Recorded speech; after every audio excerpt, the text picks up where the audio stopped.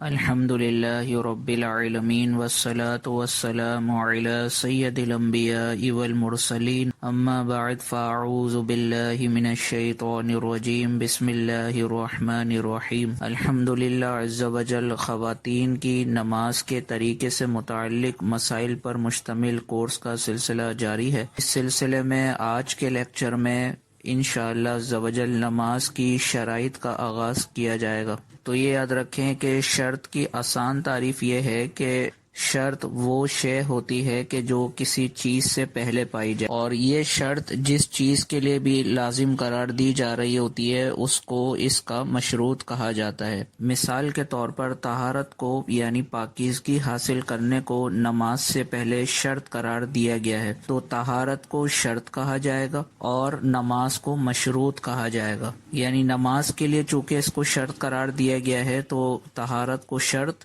اور نماز کو مشروط کہا جائے گا۔ اور عربک میں ایک قاعدہ اور ضابطہ ہے کہ اذا فات الشرط فات المشروط، یعنی جب شرط فوت ہو جائے تو مشروط بھی فوت ہو جاتا ہے۔ یعنی اس کا مطلب یہ ہوا کہ اگر کسی نے طہارت حاصل کیے بغیر نماز شروع کی تو جب شرط نہیں پائی جائے گی تو جس چیز کے لیے اس کو شرط قرار دیا جا رہا ہے وہ چیز بھی نہیں پائی جائے گی۔ تو طہارت کے بغیر اگر کوئی نماز پڑھتا ہے تو نماز سرے سے شروع ہی نہیں ہوگی۔ تو نماز کی 6 شرائط ہیں۔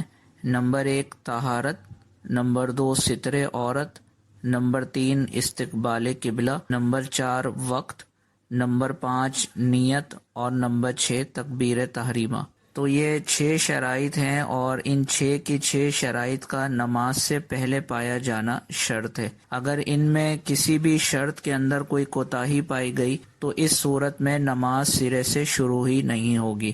تو 6 شرائط ہم نے سماعت کی، ان میں سب سے پہلی جو شرط بیان کی گئی وہ ہے طہارت۔ تو اسی شرط کے اوپر انشاءاللہ عز و جل اب کلام کرتے ہیں۔ طہارت سے مراد یاد رکھیں کہ طہارت کا جب بھی تذکرہ ہوگا نماز کے سلسلے میں کہ نماز سے پہلے طہارت کا ہونا شرط ہے، یعنی پاکی کا ہونا شرط ہے، تو اس میں 5 چیزیں مراد ہوں گی۔ ان میں سے شروع کی 2 چیزیں ہیں حدث اصغر اور حدث اکبر۔ حدث ہا، دال اور سا۔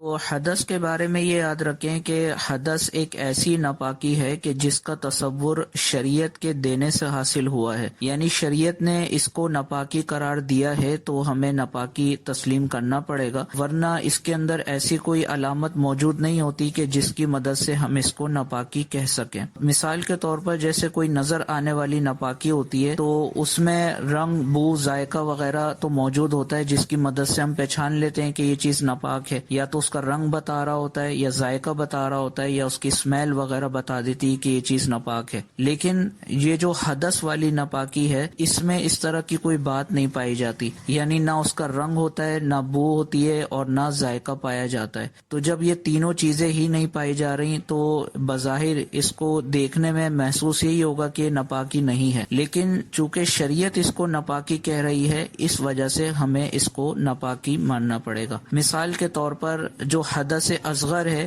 حدث اصغر سے مراد چھوٹی ناپاکی، اور چھوٹی ناپاکی کے اندر جو مثال آتی ہے وہ ہے بے وضو پن۔ ایک انسان بے وضو ہے تو یہ ایک ایسی حالت ہے کہ جس کو شریعت کہتی ہے کہ ناپاکی کی حالت ہے، اور جب انسان بے وضو ہو تو پھر انسان نماز ادا کرنے کے قابل نہیں ہوتا۔ تو جب انسان بے وضو ہوتا ہے تو اس کو کہا جاتا ہے کہ اس پر حدث اصغر یعنی چھوٹی ناپاکی طاری ہے، اور دوسری جو ناپاکی کہلاتی ہے وہ حدث اکبر کہلاتی ہے، یعنی بڑی ناپاکی۔ حدث اکبر کے اندر جو مثال آتی ہے وہ ہے حالت جنابت، یعنی وہ انسان جس کے اوپر کسی وجہ سے غسل فرض ہو گیا ہو تو اس کے اوپر حالت جنابت طاری ہو جاتی ہے، اور اسی حالت جنابت کو حدث اکبر یعنی بڑی ناپاکی کہا جاتا ہے۔ تو جب نماز ادا کرنی ہو تو انسان کا حدث اصغر سے بھی پاک ہونا ضروری ہے، یعنی وہ انسان بے وضو نہ ہو، اور حدث اکبر سے بھی پاک ہونا ضروری ہے، یعنی اس کے اوپر غسل فرض نہ ہو۔ اگر کوئی ایسا شخص ہے کہ جس کے اوپر یا تو حدث اصغر طاری ہے یا حدث اکبر طاری ہے تو اس صورت میں وہ نماز ادا نہیں کر سکتا۔ اس حوالے سے ایک اور بات یاد رکھیں کہ وہ عورت کے جو حیض سے پاک ہو گئی ہو یا نفاس سے پاک ہو گئی ہو تو حیض ختم ہوتے ہی یا نفاس ختم ہوتے ہی عورت پر حالت جنابت طاری ہو جاتی ہے۔ تو حالت جنابت کے بارے میں ہم نے پڑھا کہ اس کو حدث اکبر کہا جاتا ہے، لہٰذا وہ عورت کے جو حیض سے پاک ہو گئی ہے لیکن اس نے ابھی غسل نہیں کیا، تو چونکہ اس کے اوپر حالت جنابت طاری ہے، تو یعنی حدث اکبر طاری ہے، تو اس وجہ سے وہ نماز ادا نہیں کر سکتی جب تک غسل نہ کر لے۔ تو اس کا خلاصہ یہ ہوا کہ جب نماز پڑھنے کا ارادہ ہو تو اس کا حدث اصغر یعنی بے وضو پن اور حدث اکبر یعنی حالت جنابت سے پاک ہونا ضروری ہے۔ اس کے بعد مزید 3 چیزیں ایسی ہیں کہ جن کا پاک ہونا ضروری ہے، اور وہ 3 چیزیں ہیں نماز پڑھنے والے کا جسم،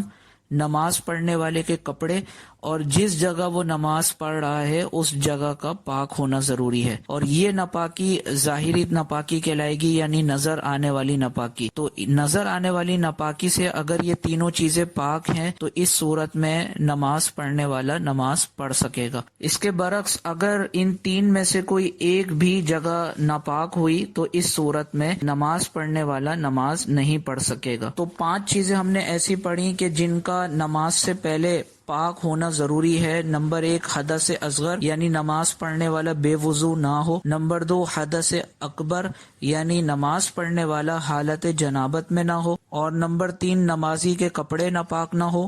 نمبر 4 نمازی کا بدن یعنی جسم ناپاک نہ ہو۔ اور نمبر 5 نمازی جس جگہ نماز پڑھ رہا ہے وہ جگہ ناپاک نہ ہو۔ تو اگر یہ 5 چیزوں کے سلسلے میں طہارت حاصل ہو جاتی ہے تو اب نماز پڑھنے والے کی طہارت کی شرط مکمل کہلائے گی۔ جیسا کہ ابھی مسئلہ بیان کیا گیا کہ جس جگہ پہ نماز پڑھنے والے کو نماز پڑھنی ہے اس جگہ کا بھی پاک ہونا ضروری ہے، تو اب سوال یہ پیدا ہوتا ہے کہ کتنے حصے کا پاک ہونا ضروری ہے؟ تو اس کا جواب یہ ہے کہ نماز پڑھتے وقت سجدے کی حالت میں یا تشہد کی حالت میں جتنا جسم کا حصہ زمین سے ٹچ ہوتا ہے تو زمین کے اس تمام حصے کا پاک ہونا ضروری ہے۔ اور یہ مرد اور عورت کے لیے الگ الگ بنے گا۔ مردوں کے لیے تو سجدے میں اور تشہد کے اندر جتنا حصہ ٹچ ہو رہا ہوتا ہے تو اتنا حصہ پاک ہونا ضروری ہے، جبکہ عورت چونکہ سمٹ کر سجدہ کرتی ہے تو اس کی کوہنیاں بھی زمین سے ٹچ ہو رہی ہوتی ہیں، اور اسی طرح جسم کا ایک بڑا حصہ زمین سے ٹچ ہو رہا ہوتا ہے سجدے کی حالت میں۔ تو عورت کے لیے زمین کا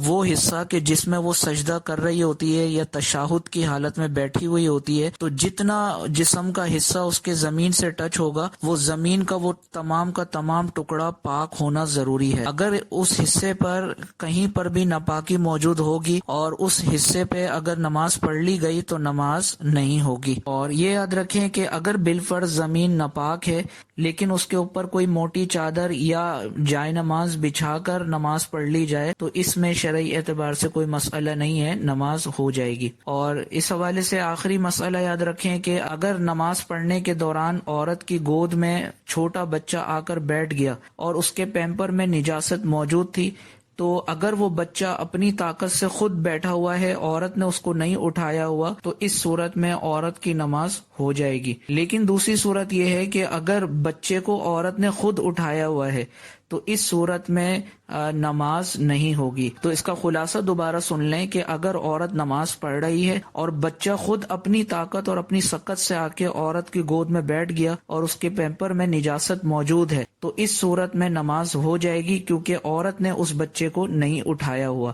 اور دوسری صورت یہ ہے کہ اگر عورت نے بچے کو اٹھایا ہوا ہے اور پیمپر میں اس کے نجاست موجود ہے تو اس صورت میں اس کی نماز نہیں ہوگی۔ اللہ عز و جل کی بارگاہ میں دعا ہے کہ اللہ عز و جل ان مسائل شرعیہ کو اچھی طرح سمجھنے اور سمجھ کر دوسری بہنوں تک پہنچانے کی توفیق عطا فرمائے۔ آمین بجاہ النبی الامین صلی اللہ تعالی علیہ وسلم۔ آپ دیکھ رہے ہیں PATF Islamic info YouTube channel. مزید اسلامک ویڈیوز کے لیے ہمارا چینل سبسکرائب کریں۔